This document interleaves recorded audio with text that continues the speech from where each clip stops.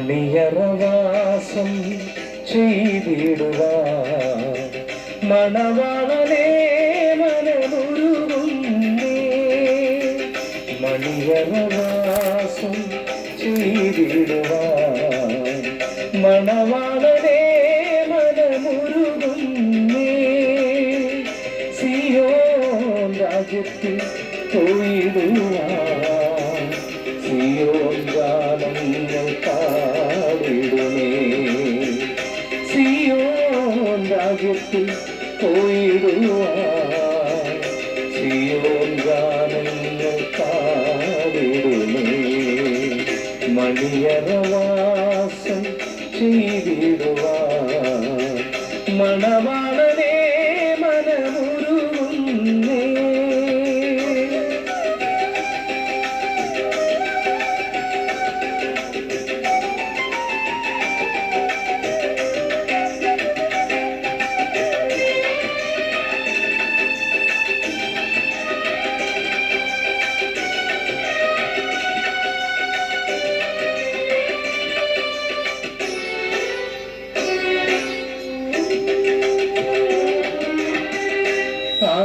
ആയിരമായിരം അരികിലുണ്ടെങ്കിലും രക്ഷകൻ വിളിച്ചാൽ പോയേതിരൂ.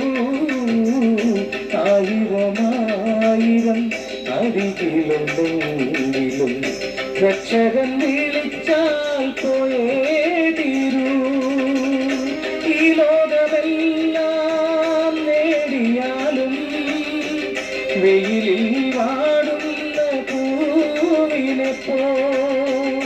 ഈ ലോകമെല്ലാം നേടിയാലും വെയിലിൽ വാടുന്ന പൂവിനെപ്പോ. വെയിലിൽ വാടുന്ന പൂവിനെപ്പോ. മണിയറവാസം ചെയ്തിടുവാൻ മണവാളനേ മനമുരുകുന്നേ.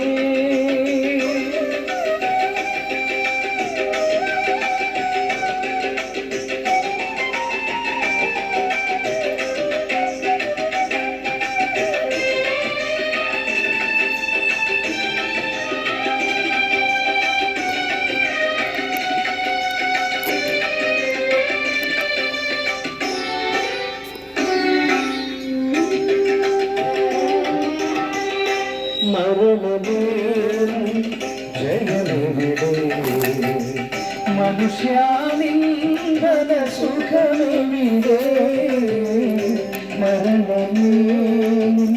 ജയമെവിടെ മനുഷ്യാനിന്ദന സുഖമെവിടെ. കാഹളനാദം മുഴങ്ങുമ്പോൾ കാന്താനി എന്നെ കൈവരുതേ. കാഹളനാദം മുഴങ്ങുമ്പോൾ കാന്താനി എന്നെ കൈവരുതേ. കാന്താനി എന്നെ കൈവരുതേ. മണിയറവാസം ചെയ്തിടുവാൻ മണവാളനേ മനമുരുകുന്നേ. മണിയറവാസം ചെയ്തിടുവാൻ മണവാളനേ മനമുരുകുന്നേ. സിയോൻ രാജ്യത്തിൽ പോയിടുവാൻ സിയോൻ ഗാനങ്ങൾ പാടിടുമേ. സിയോൻ രാജ്യത്തിൽ പോയിടുവാൻ സിയോൻ ഗാനങ്ങൾ പാടിടുമേ. മണിയറവാസം ചെയ്തിടുവാൻ മണവാളനേ മനം ഉരുകുന്നേ.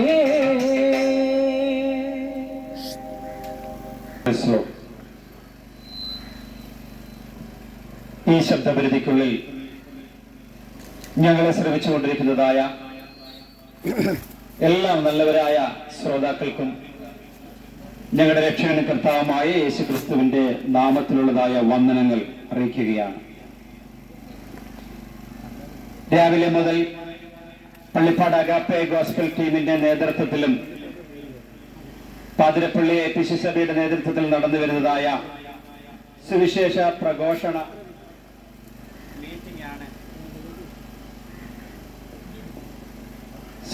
പ്രഘോഷണ മീറ്റിംഗ് ആണ് ഇന്ന് ഇവിടെ കടന്നു വന്നിരിക്കുന്നത്.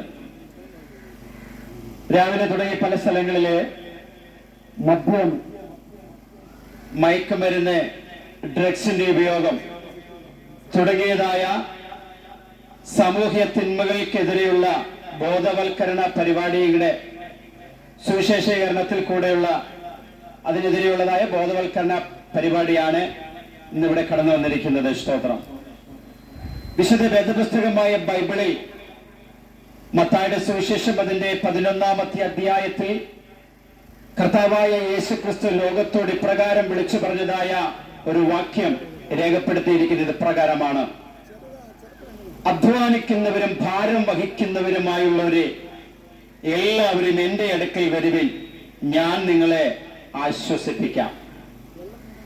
ഇന്ന് നാം നോക്കുകയാണെന്നുണ്ടെങ്കിൽ മനുഷ്യൻ അധ്വാനിക്കുന്നുണ്ട്, അപ്പോൾ തന്നെ മനുഷ്യന് പലവിധമായ ഭാരങ്ങൾ, ദുഃഖങ്ങൾ, വേദനകൾ കൂടുന്നുമുണ്ട്.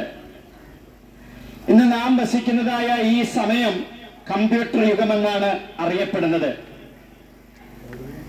നേരത്തെയൊക്കെ 10-30-40 വർഷങ്ങൾക്ക് മുമ്പുണ്ടായതിനെക്കാട്ടിലും ചിന്തിക്കുവാൻ കഴിയാത്തതായ പുരോഗതി ലോകത്തിനുണ്ടായിട്ടുണ്ട്. എല്ലാ മേഖലകളിലും വലിയ പുരോഗതി നാം കൈവരിച്ചു. എന്നാൽ അതോടുകൂടി മനുഷ്യന്റെ ധാർമ്മികമായിട്ടുള്ള ജീവിതത്തിന്റെ നിലവാരവും വളരെ താണുപോയി എന്ന് നമ്മൾക്ക് പറയാതിരിക്കാനായിട്ട് കഴിയുകയില്ല. അനേക വർഷങ്ങൾക്ക് മുന്നോട്ട് നമ്മൾ നോക്കുകയാണ് എങ്കിൽ മദ്യപാനത്തിന്റെയും ഡ്രഗ്സിന്റെ ഉപയോഗം ഇന്നുള്ളതുപോലെ അന്ന് അത്രയും ഇല്ലായിരുന്നു. അന്ന് ആണുങ്ങൾ കൂടുതൽ മദ്യപിക്കും, ലേഡീസ് മദ്യപിക്കുന്നവരെ കുറിച്ച് നമുക്ക് കേൾക്കാൻ പോലും കഴിയില്ലായിരുന്നു, രഹസ്യമായിട്ടൊക്കെ ഉണ്ടായിരിക്കാം.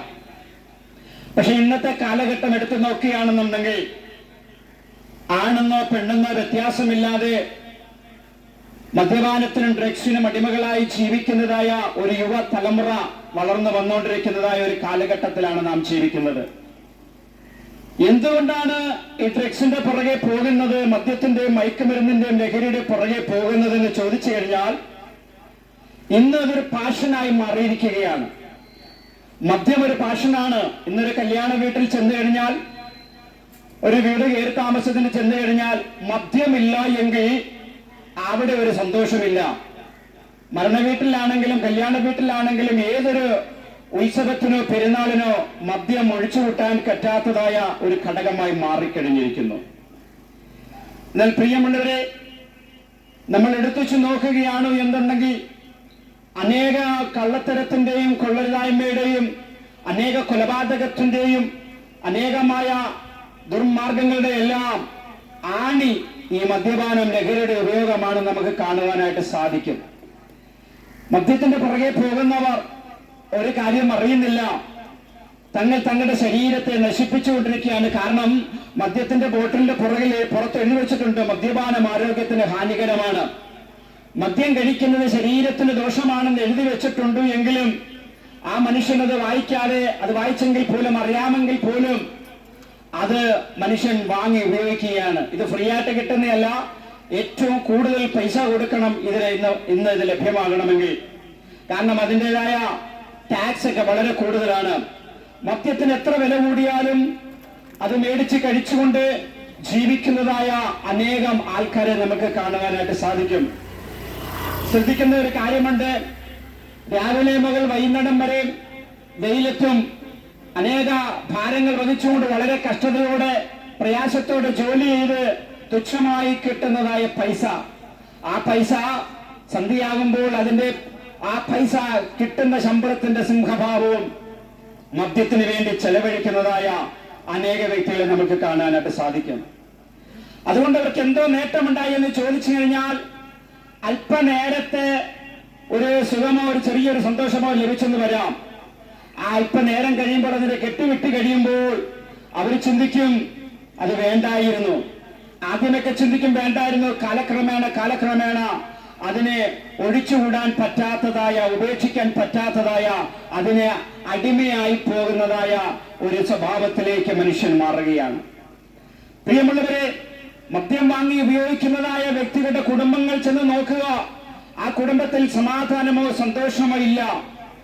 ആ കുടുംബത്തിൽ ഞങ്ങൾ കയറിയിറങ്ങുന്ന അനേക ഭവനങ്ങളിൽ ഞങ്ങളോട് പറയാറുണ്ട്, ഈ കുടുംബം മദ്യപാനത്തിന്റെ പിടിയിൽ അകപ്പെട്ട് സമാധാനമില്ല, സന്തോഷമില്ലാത്ത ഒരവസ്ഥയിലേക്ക് കടന്നു പോയിക്കൊണ്ടിരിക്കുന്നതായ ഒരവസ്ഥയാണ് ഞങ്ങൾ ജീവിക്കുന്നത്.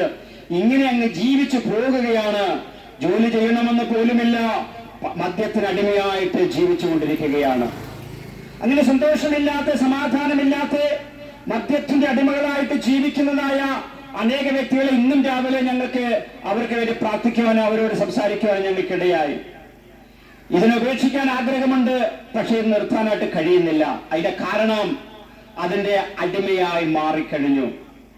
ആ വ്യക്തികൾ അധ്വാനിക്കുന്ന പൈസയുടെ, കഷ്ടപ്പെടുന്ന പൈസയുടെ ഭൂരിഭാഗവും അദ്ദേഹം മദ്യത്തിന് വേണ്ടി ചെലവഴിക്കുമ്പോൾ അവരറിയുന്നില്ല, ആ മദ്യ കമ്പനികൾ നടത്തുന്ന വ്യക്തികൾ ഓരോ ദിവസവും കോടീശ്വരന്മാരായി, മില്യണയറുകളായി മാറിക്കൊണ്ടിരിക്കുകയാണ്. അവരുടെ വീട്ടിലെ മക്കളെ കെട്ടിക്കുന്നതും അവരുടെ വീട് വയ്ക്കുന്നതുമൊക്കെയും നമുക്ക് ഒരിക്കലും ഇമാജിൻ ചെയ്യാൻ കഴിയാത്ത വിധത്തിലായ വലിയ തുകകൾ കൊടുത്താണ് അവരുടെ കാര്യങ്ങളെല്ലാം നടക്കുന്നത്.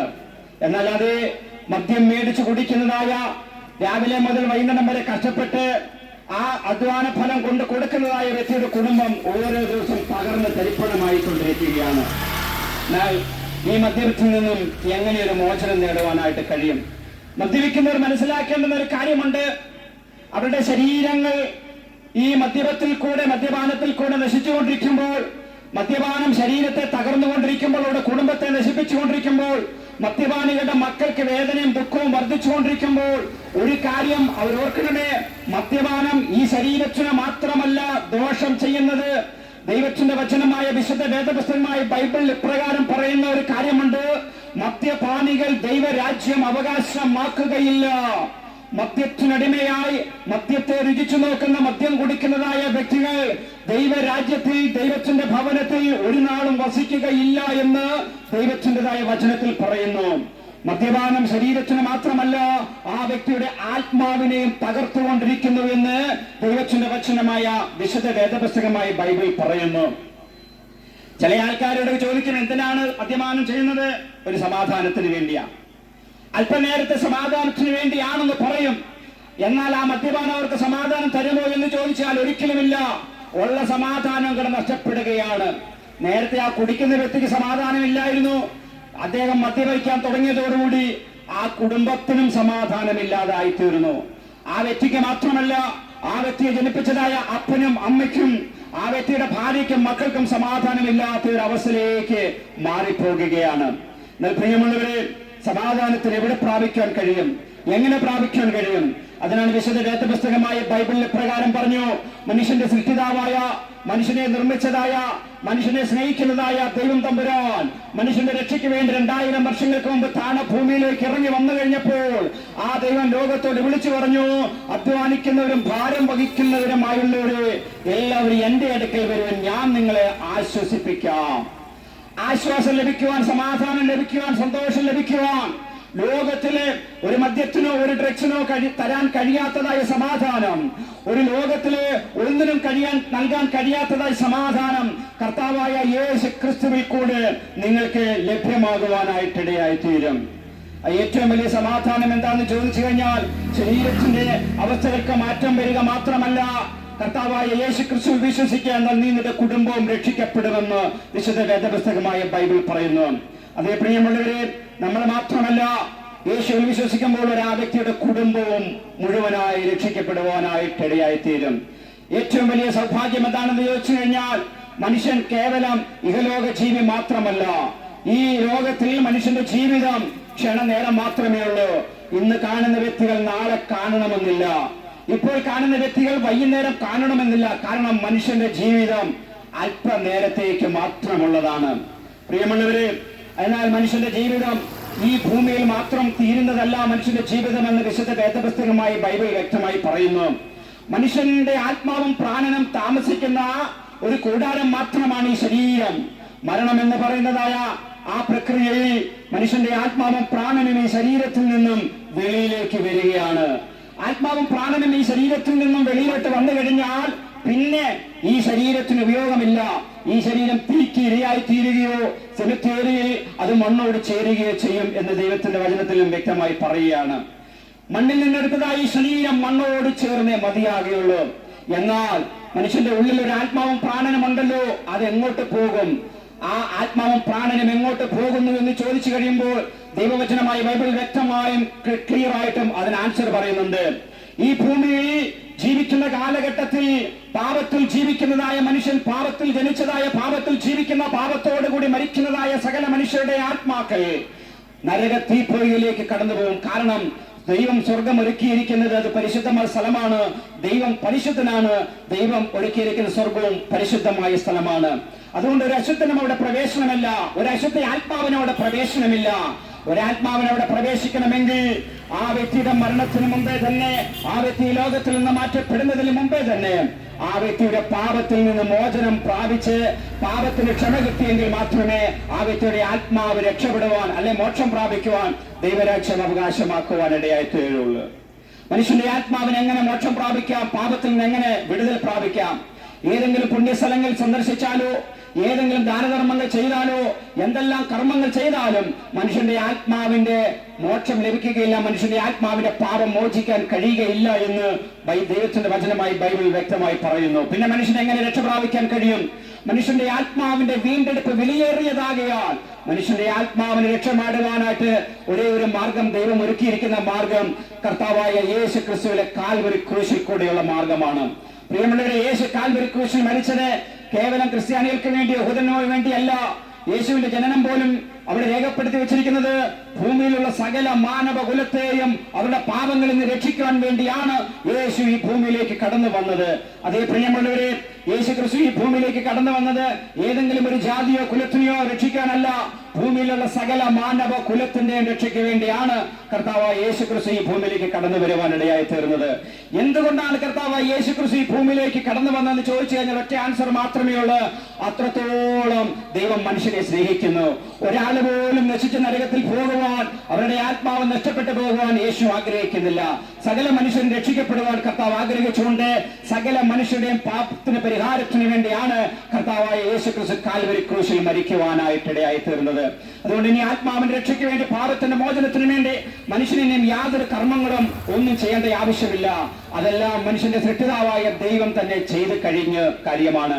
അത് വിശ്വസിച്ചുകൊണ്ട് കർത്താവേ, ഞാനൊരു പാപിയാണ്, അങ്ങയുടെ രക്തത്താൽ എന്നെ കഴുകി ശുദ്ധീകരിക്കണമേ, എന്നെ പാപത്തിൽ നിന്ന് മോചിച്ച് എന്റെ ആത്മാവിന് രക്ഷ നൽകണമേ എന്ന് ഒരു വ്യക്തി ആയിരിക്കുന്ന ഇടത്തിരുന്നു കൊണ്ട് തന്നെ കർത്താവിനോട്, ദൈവത്തോട്, യേശുവിനോട് ഏറ്റു പറയുകയാണെങ്കിൽ ആ വ്യക്തിയുടെ പാപം മോചിച്ച് ആ വ്യക്തിയെ രക്ഷിക്കുവാൻ യേശു ശക്തനായ ദൈവം തന്നെയാണ്. അതിന് ഒരു രൂപ പോലും ചെലവില്ല. ഇത് ദൈവം ഒരുക്കിയിരിക്കുന്ന ഈ രക്ഷ സൗജന്യമാണ്.